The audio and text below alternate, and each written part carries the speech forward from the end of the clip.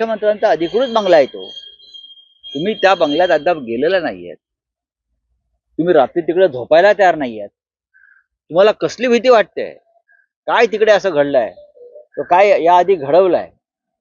हा महाराष्ट्राच्या जनतेसाठी चिंतेचा आणि संशोधनाचा विषय आहे. पण तुम्हाला असं वाटतं की मुख्यमंत्र्यांचं शासकीय निवासस्थान वर्षा हे सध्या ज्यात चन्नाट आहे, कोणी राहत नाहीये, ही प्रतिष्ठा आहे वर्षाची, ती गेलेली आहे का गेली?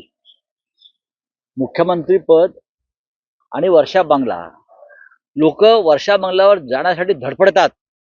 कधीतरी माझं एक स्वप्न आहे ते पूर्ण व्हावं की मी वर्षा बंगल्यावर जावं मुख्यमंत्री म्हणून.